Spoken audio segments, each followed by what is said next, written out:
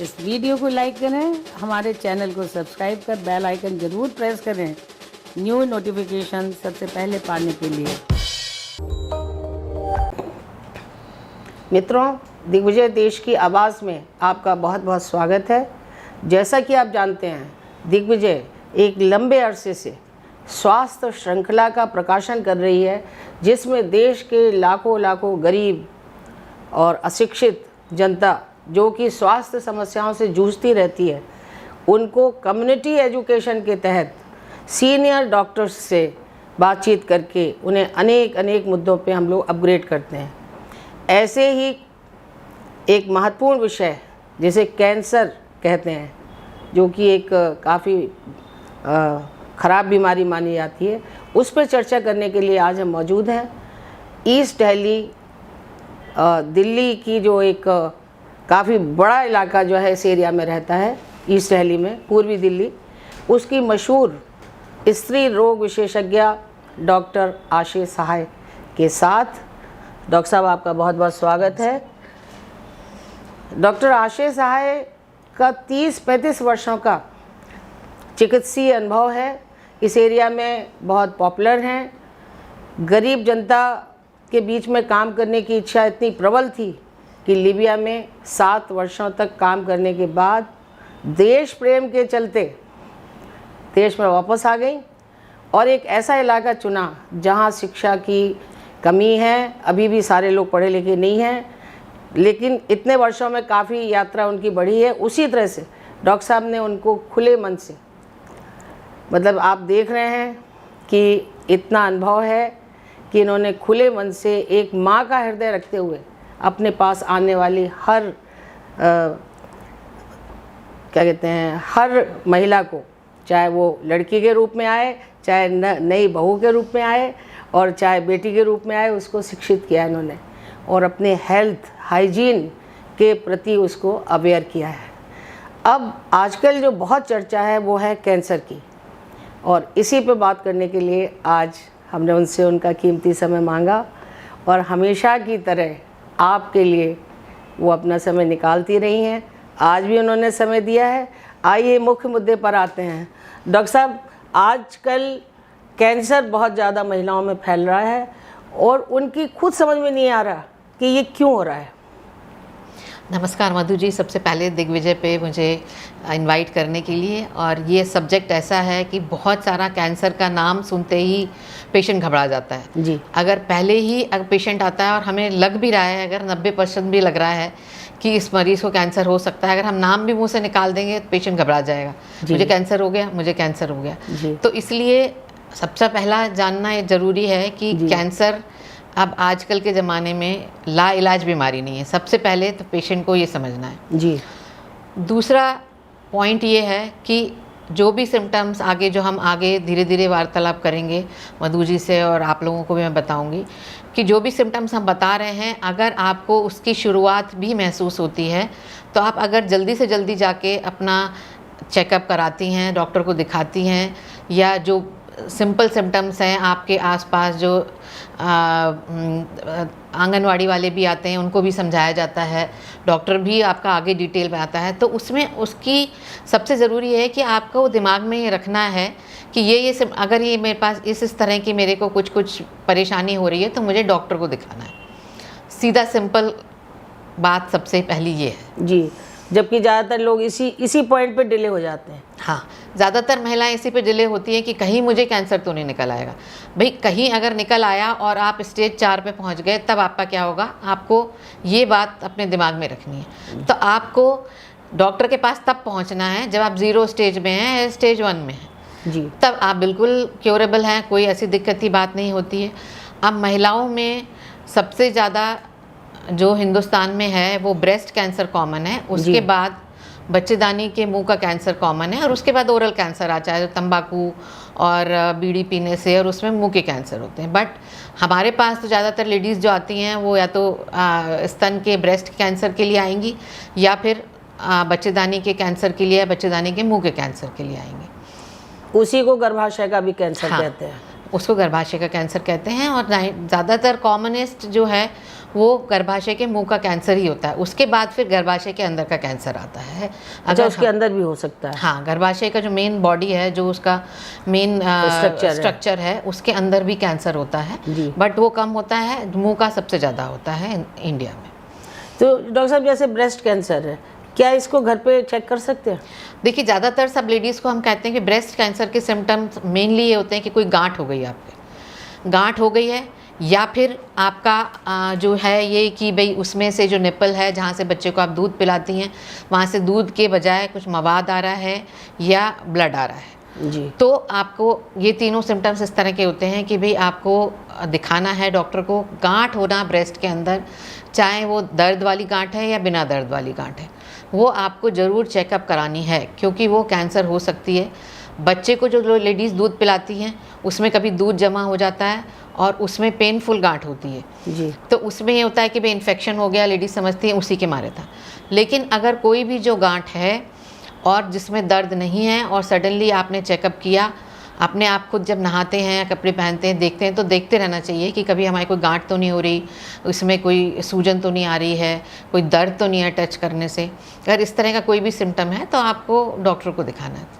तो मेन चीज़ जो है वो पेनलेस, बिना दर्द के कोई भी गांठ होना डॉक्टर को दिखाना ज़रूरी होता है, चाहे यंग कम उम्र की लड़कियां हों, चाहे वो फीड कराने वाली मदर्स हों, चाहे 40-45 के ऊपर की लेडीज़ हैं। डॉक्टर साहब, एक से ज़्यादा गांठ हो सकती है?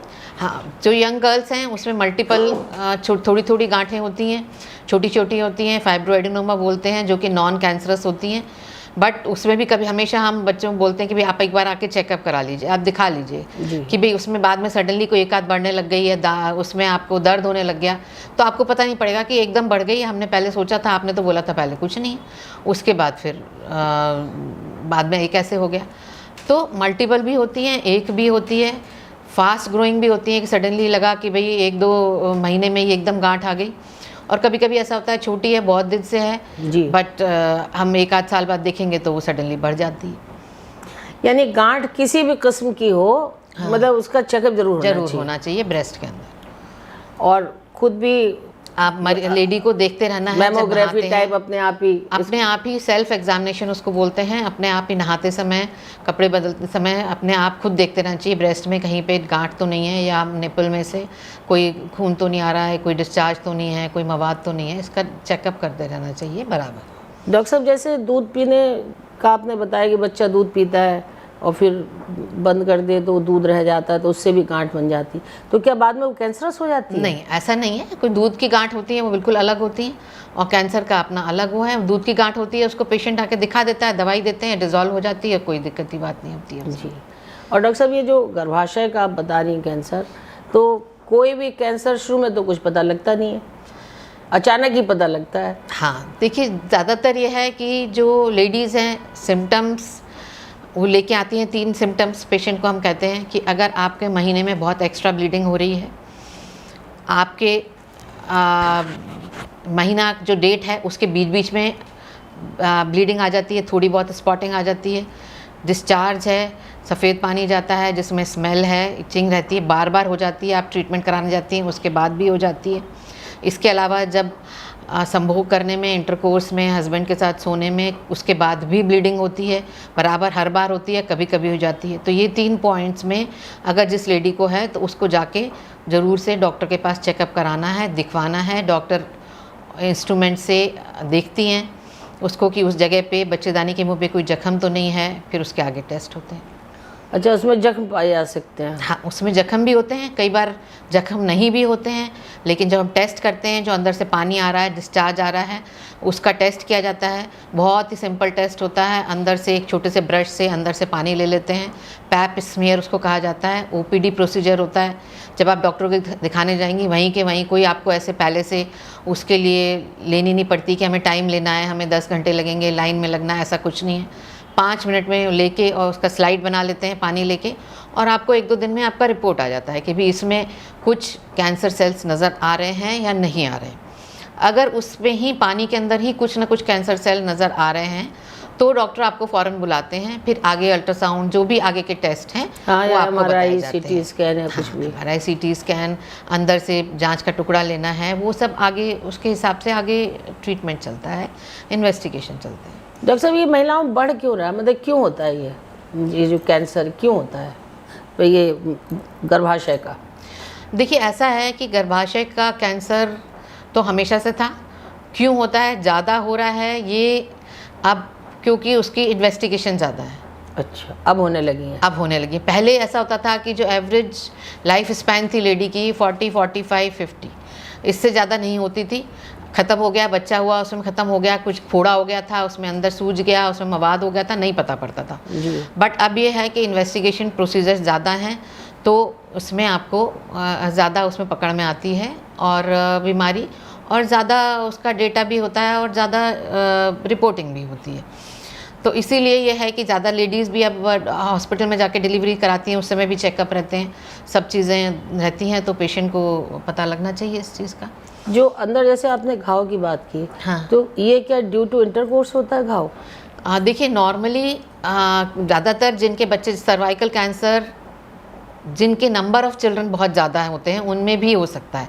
5 बच्चे, 6 बच्चे, अबॉर्शन हो रहे हैं, इन्फेक्शन हो रहे हैं बार बार, तो उसमें अंदर जख्म बन जाते हैं, उसमें बाद में फिर इनका कैंसर बन सकता है। बन सकता है। हाँ। या खाने पीने की आदतों से बन खाने सकता पीने है? की आदतों से इसमें नहीं है। अच्छा। HPV वायरस होता है एक, जिसके मारे ये कैंसर बनता है। HPV वायरस जो होता है, ये एक वायरस नॉर्मल वायरस होता है। जैसे हम कहते हैं कि वायरल फीवर हो गया, ये तरह तरह के वायरस होते हैं, तरह तरह कीटाणु होते हैं। ऐसे HPV एक वायरस है जो आपकी बॉडी में चला गया, उसके बाद फिर जाके ये सर्विक्स में, वहाँ यूट्रस के मुंह के ऊपर, वहाँ जाके उनके सेल्स में बैठ जाता है। वहाँ पे फिर धीरे धीरे जो उसके वहाँ की सेल्स हैं उनको ऑल्टर कर देता है, उनके अंदर कैंसर पैदा कर सकता है। तो इसमें कोई ज़रूरी नहीं है कि आज किसी को HPV इन्फेक्शन हुआ तो कल उसको कैंसर हो जाएगा। इसका एक लाइफ टाइम बहुत लंबा होता है, मुझे हो सकता है 10 साल बाद, हो सकता है 15 साल बाद। अच्छा, पेशेंट वो को वायरस कैंसर वहाँ पड़ा रहता है? वायरस वहाँ पड़ा रहता है। बट नॉर्मली ये है कि ये सेक्सुअली एक्टिव जब लेडीज़ हो जाती हैं, उसके बाद ये वायरस जाता है। अच्छा, ये वायरस मेल से फीमेल को जाता है? हाँ, नॉर्मली सेक्सुअली एक्टिव लेडीज़ में ही होता है। इसलिए सबसे ज़रूरी जो इस समय चीज़ है कि HPV वायरस के अगेंस्ट वैक्सीन है, जो सर्वाइकल कैंसर वैक्सीन जिसको कहा जाता है। और हम पेशेंट्स को एडवोकेट करते हैं कि यंग गर्ल्स में 9 साल 10 साल की लड़कियों से ये लगवाना शुरू करना चाहिए। अच्छा। क्योंकि जब तक सेक्सुअल एक्टिविटी है उसकी स्टार्ट नहीं हुई है और उसके पहले ही हम उसको प्रिवेंट कर दें, उसके पहले ही उसको वैक्सीन लगा देते हैं, तो उसमें फिर आगे उसका वायरस घुसता है तो भी एंटीबॉडीज़ बन जाती हैं और वो वायरस को वहीं ख़त्म कर देती हैं। अब ये वायरस जो है, ऐसा नहीं है कि खाली सर्वाइक्स के मुँह उसमें ही जाएगा, वहीं पे ही करेगा। इसके जो लैट्रिन की जगह है एनस का, उसका भी कैंसर करता है ये, कभी कभी ओरल कैंसर्स भी कर सकता है। अच्छा। तो ये जगह जगह जाके बैठ के अलग अलग तरीके से अपने सिम्टम्स दिखा सकता है। बट लेडीज़ में सबसे कॉमन गर्भाशय के मुंह का कैंसर होता है जो HPV वायरस से होता है। तो सिर्फ यही है कि ये प्रिवेंटेबल कैंसर है। और सब जैसे आपकी रिपोर्ट आ गई पॉजिटिव, अब तो पॉजिटिव ही कहेंगे, तो उस समय भी इंजेक्शन लग सकता है? नहीं, अगर आपका HPV वो है, वायरस पॉजिटिव है, तो फिर आपका स्टेजिंग होता है कि भी उसमें कैंसर बन गया कि नहीं बना। अच्छा, ठीक है। पैपिस्मीयर में जब आप पैपिस्मीयर कराएंगे, उसमें आपकी जांच में आएगा कि 0 है, कि प्री कैंसरस है, कि इसमें बिल्कुल कुछ नहीं है। अगर आपका HPV इन्फेक्शन नहीं आता है, क्योंकि जब हम कैंसर के लिए टेस्टिंग करते हैं तो उसमें HPV टेस्टिंग भी करते हैं, HPV वायरस की टेस्टिंग भी करते हैं कि इसमें HPV का इन्फेक्शन आया है इस लेडी में कि नहीं। अगर नहीं आया है या कोई उसको कैंसर के सिम्टम नहीं बने हैं तो आप वैक्सीन लगवाइए फ़ौरन, क्योंकि आप उस समय वैक्सीन लगवा के प्रिवेंट कर सकते हैं ये आगे की डिजीज। आने के बाद फिर मुश्किल है? हाँ, आने के बाद फिर आ गया, फिर तो आपको ट्रीटमेंट करना है। अच्छा, जो भी आपका है आ गया आपका, तो उसको आपको फिर ट्रीटमेंट करना है। कैंसर आ गया तो फिर उसमें कोई दिक्कत नहीं। डॉक्टर साहब, ये मतलब कि कई महिलाएं ये कहती हैं कि भाई हम तो सेफ्टी मेजर्स रख के हम सेक्स करते हैं, हाँ, तो क्या उसके बाद भी उनमें ये आ जाएगा?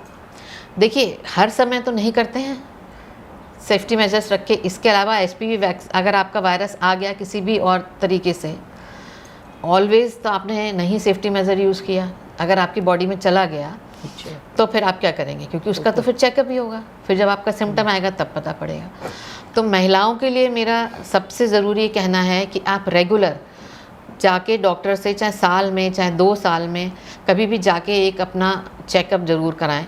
कैंसर ब्रेस्ट का दिखवाने के लिए, और कैंसर के बच्चेदानी के मुंह का, और पैप स्मीयर, क्योंकि और बाहर जो ये की कंट्रीज हैं जी वहाँ पर जल्दी हर 30-35 साल से सबको बोलते हैं आप कराइए आप कराइए, बट हमारी कंट्री में ऐसा नहीं है। हम 40-45 पे भी जब लेडीज़ आती हैं तब उनको इंसिस्ट करना शुरू करते हैं कि भी नहीं, पैप स्मीयर कराना है आपको 2 साल में एक बार कराना है, जिससे कि आगे आप उस स्टेज तक नहीं पहुँचते जहाँ तक आपका ट्रीटमेंट नहीं हो सकता। जी डॉक्टर साहब, आप महिलाओं को क्या गाइड करना चाहेंगे कि वो अपनी हेल्थ के लिए मतलब कितने तरह के चेकअप और कब कब कराएं? यानी एक टेंटेटिवली कि भाई ये भी कराओ ये भी कराओ, साल में इतने तो आपने कराने ही कराने हैं। देखिए, साल में इतने कराने के लिए अगर आप हिंदुस्तान में महिलाओं को बोल देंगी तो वो शायद एक भी बार नहीं आएगी, 5 साल तक आपके पास नहीं आनी है। अच्छा एज अ जो, बट बेसिकली तो अब देखिए, जब ये होता है कि इंडिया में जब तक प्रेगनेंसी नहीं हो जाती है पहली बार, तब तक मेरे ख्याल से गांव में या रिमोट एरियाज़ में लेडीज़ डॉक्टर के पास नहीं जाती हैं, बिल्कुल नहीं जाती जब तक कि उनको या तो यह है कि उनको ब्लीडिंग की बहुत ज़्यादा प्रॉब्लम है, तब बच्चे को माँ लेके आती है कि इस लड़की को बहुत ज़्यादा प्रॉब्लम है ब्लीडिंग की, या इसको महीना नहीं आ रहा है या क्या है, तब वो डॉक्टर के पास जाएंगी। तो मैं चाहूँगी कि भाई 15, 16, 17 साल की आपकी लड़की है तो आप ज़रूर अगर उसका एक बार अनीमिया का चेकअप करा लीजिए, खून की कमी तो नहीं है बच्चे को, महीना उसका ठीक से आ रहा है, कोई उसके ब्रेस्ट में कोई प्रॉब्लम तो नहीं है। वैक्सीन के लिए गवर्नमेंट ऑफ इंडिया से में भी अभी आ गया है सर्वाइकल कैंसर का वैक्सीन। वैक्सीन के लिए हम हर पेशेंट को इंसिस्ट करते हैं कि भाई वैक्सीन ज़रूर लगवाइए, तभी ये जाके आपको उसका फ़ायदा आज से 30 साल बाद पता लगने वाला है। 30 साल बाद? हाँ, क्योंकि जब आपको अगर उस समय कैंसर होने वाला होगा तो आज आप वैक्सीन लगवा लेंगी। 3 डोज होती हैं, बहुत ज़्यादा भी ऐसा नहीं है। एक्सपेंसिव है? हाँ, प्राइवेट में तो एक्सपेंसिव है। एक आज आपको लगवानी है, एक महीने बाद लगवानी है, एक 6 महीने बाद लगवानी है। अच्छा, बट सरकारी में तो फ्री में भी होता है, गवर्नमेंट दिल्ली सरकार में। टेंटेटिवली कितने कॉस्ट के हैं ये इंजेक्शंस? 3-3.5 हज़ार का एक डोज आती है। अच्छा, करीबन 10-12 हज़ार। हाँ, 10-12 हज़ार का एक हो जाता है। हाँ, लेकिन उससे वो सुरक्षित हैं। हाँ, अगले 30 वर्षों के लिए, आगे तक के लिए तो कोई इतना बड़ा अमाउंट नहीं है। इतना बड़ा आप सरकारी में जाके लगवा सकते हैं, कोई सब बात नहीं है। दूसरी बात ये कि जब प्रेगनेंसी होती है डेफिनेटली तब तो 9 महीने तक हर महीने पेशेंट को जाना है। उसके बाद जब आपके बच्चे हो गए तो स्पेसिंग के लिए आपको जाना है डॉक्टर के पास दिखाने के लिए, हमारे जल्दी बच्चे नहीं हो, और क्यों हम उसकी गर्भ निरोधक क्या क्या इस्तेमाल कर सकते हैं। उसके बाद आप 35-40 साल के हो गए तब आपका ये सिम्टम्स आने शुरू हो सकते हैं कि कभी रसौली बन गई, कभी गांठें बन गई, कभी ब्लीडिंग का ज़्यादा प्रॉब्लम हो गया। तो कम से कम अपनी हेल्थ के लिए 2 साल में, 2.5 साल में एक बार ज़रूर डॉक्टर के पास जाके अपना चेकअप कराएं, पैप स्मीयर कराएं, ब्रेस्ट एग्जामिनेशन कराएं। अगर डॉक्टर को कुछ लगता है तो अल्ट्रासाउंड के लिए आपको बोले ज़रूर कराइए। डॉक्टर साहब, ये जो रसौली है या गांठ है अंदर की, और उसके बच्चेदानी के अंदर की गांठ है, ये बाद में क्या कैंसर ही निकलती है या ज़रूरी नहीं है? कोई ज़रूरी नहीं है कि बाद में कैंसर निकलेगी। फाइब्रॉइड्स जिनको हम इंग्लिश में बोलते हैं, और रसौली ये बिनाइन भी होते हैं, मतलब ज़्यादातर टाइम नॉन कैंसरस होते हैं, बट कई बार एक होता है, कई बार बहुत सारे होते हैं, कई बार बहुत बड़े बड़े साइज़ के भी हो जाते हैं। बट ये ज़रूरी नहीं कि हर एक कैंसर में बन जाए, वो नॉन कैंसरस होते हैं, बट क्योंकि उनका साइज़ इतना है और बहुत सारी तकलीफ़ें देते हैं पेशेंट को, तो उनको निकालना पड़ता है। अगर कोई सिम्टम नहीं आ रहा आपको और रसौली है, हाँ, तो यू कैन रेस्ट कि कुछ नहीं हो रहा है? नहीं, बट ऐसा नहीं है कि आप उसको लेके बैठे रहें। साल में एक बार तो आपको ज़रूर डॉक्टर को दिखाना है, अल्ट्रासाउंड कराना है। बढ़ रही है, साइज़ बढ़ रहा है, नंबर बढ़ रहा है, क्या हो रहा है, उसको ज़रूर दिखाना चाहिए। डॉक्टर साहब, क्या ये आप एडवाइस करते हैं कि हर एक लेडी को कोई ना कोई एक लेडी डॉक्टर अपने साथ ज़रूर रखना चाहिए, जो उसकी राजदार भी हो, एडवाइज़र भी हो, गार्जियन भी हो? ऐसा तो अच्छा है, अगर इस तरह पॉसिबल है तो बहुत अच्छी बात है। जैसा अगर एक ही डॉक्टर के पास रह सकती है पेशेंट तो बहुत अच्छी बात है, बट जिनके ट्रांसफरेबल जॉब है, बेचारे एक जगह से दूसरी जगह जाते हैं, उनके लिए तो पॉसिबल नहीं है। जी।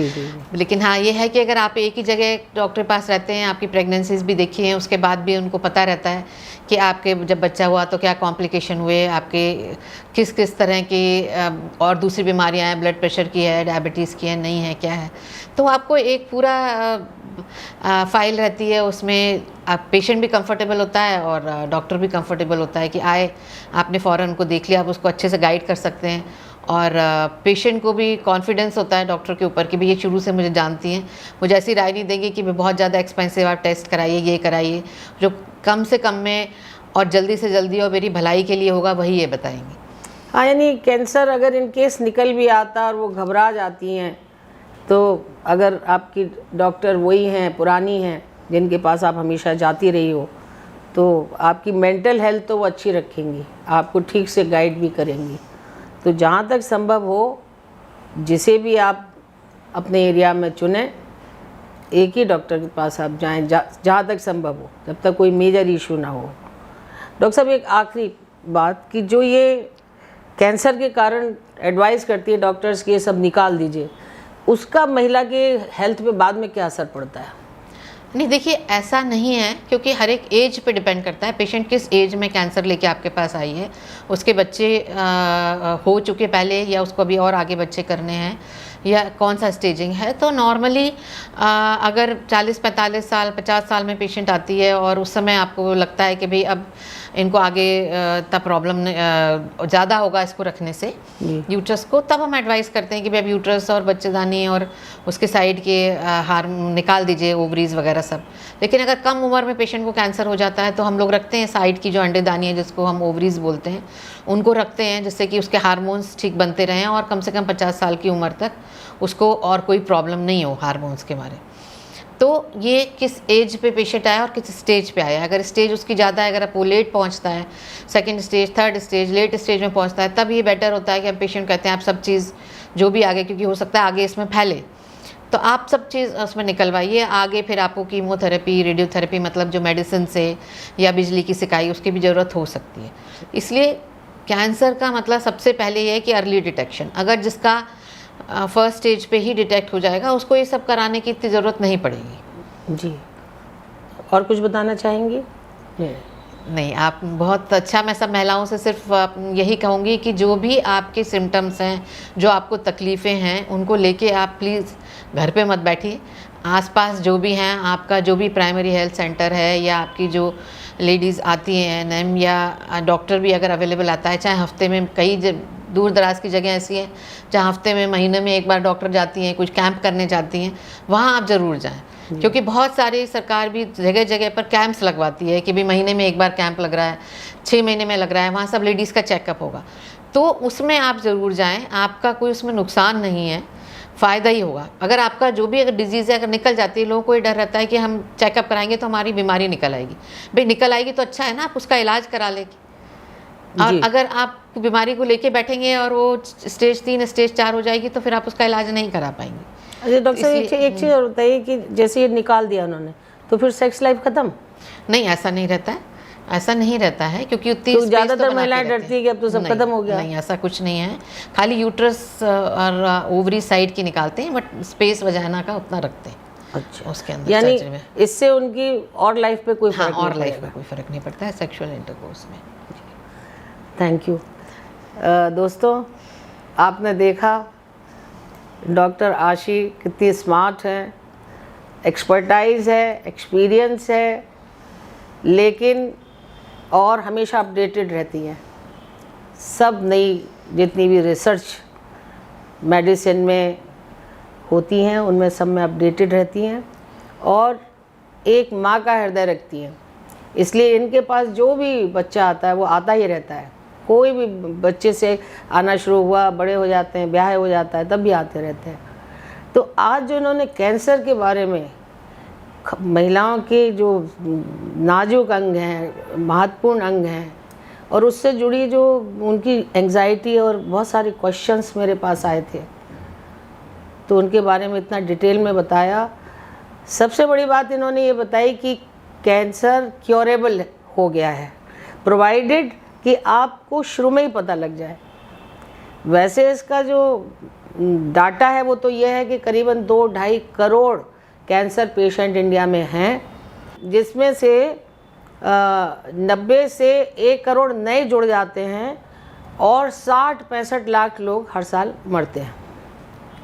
तो डाटा तो बढ़ता जा रहा है, क्योंकि महिलाएं अपना ख्याल रखती नहीं हैं, कंजूसी करती हैं, उन्हें लगता है कि अपने हेल्थ पे क्यों खर्च करना है, और डॉक्टर साहब ने आपको बताया कि आपको जब तक कोई सिम्टम नहीं आता आप डॉक्टर साहब के पास जाते ही नहीं हो, जबकि आज की ज़रूरत यह है कि आप कुछ 6 महीने में 4 महीने में कुछ टेस्ट कभी कुछ कभी, मतलब सरकार भी इस समय आपको, बहुत सारे लोगों के पास तो आयुष्मान कार्ड है, कोई घबराने की भी बात नहीं है, और बहुत सारे टेस्ट बहुत सस्ते हैं। तो मेहरबानी करके अपना ख्याल रखिए, क्योंकि आप ठीक रहेंगी तो आपका परिवार ठीक रहेगा। फिर किसी, हाँ डॉक्टर साहब कुछ कहना चाह रही हैं? मैं देखिए एक क्लोजिंग, मधु जी के क्लोजिंग के ऊपर सिर्फ हर माँ की आजकल के लिए जो मैं कहती हूँ एक जिम्मेदारी है कि आपके पास अगर लड़कियाँ हैं तो उनको कैंसर का वैक्सीनेशन आपको कराना है। बस ये मस्ट है। जैसे पहले बचपन में चेचक के टीके लगते थे, या नए बच्चे को बहुत सारे टीके लगते हैं कि उसका इम्यून सिस्टम सही रहे और वायरस अटैक ना करें, तो ऐसे ही ये एक नई चीज़ आ गई है जो कि अब मस्ट हो गई है कि आप उस वायरस का टेस्ट, उसका डॉक्टर साहब क्या नाम है ठीक से बताइए आप ज़रा। नहीं, वायरस का कैंसर वैक्सीनेशन होता है cervical cancer vaccination. Cervical cancer vaccination के नाम से ही वैक्सीनेशन होता है, और अब गवर्नमेंट डिस्पेंसरीज में भी होता है, स्कूल्स में आके बताते हैं, इतनी बार सब जगह जाके वहाँ कैंप लगते हैं, स्कूलों में बहुत ज़्यादा बताया जाता है क्योंकि लड़कियों के लिए बहुत आवश्यक है। दोस्तों एक ख़ास बात बता दूं आपको, डॉक्टर साहब एक एंजल वेलफेयर ट्रस्ट, वैसे तो बहुत सारे लोगों ने इनको अपने ट्रस्ट में रखा हुआ है क्योंकि ये हैं ही ऐसी large hearted social community education के लिए समर्पित, ये और इनके डॉक्टर हस्बैंड डॉक्टर दिनेश सहाय साहब भी ऐसे ही हैं। तो ये परिवार दोनों कपुल यानी पुराने लव बर्ड्स, आपकी जानकारी के लिए ब्रैकेट में, तो वो तो ये हैं ही, लेकिन ये समाज को समर्पित परिवार है। तो ये जैसे ही ये कोरोना का थोड़ा संकट ख़त्म होगा और स्कूल्स वगैरह शुरू होंगे तो डॉक्टर साहब यंग गर्ल्स को, जो अच्छे स्कूल्स हैं और ये ऐसा महसूस कर रहे हैं कि जानकारी हर बच्चे को भी होना चाहिए, तो आगामी दिनों में ये स्कूल्स में अपना कीमती समय बच्चों को अपग्रेड करने के लिए देने वाली है। तो मित्रों आज के लिए बस इतना ही। आशा है आप अपना ख्याल रखेंगी और अपने परिवार का भी ख्याल रखेंगी। तो आज के लिए बस इतना ही, मिलते हैं फिर एक और नए विषय के साथ। तब तक के लिए कैमरामैन सुनील गौतम के साथ मधु श्रीवास्तव का नमस्कार।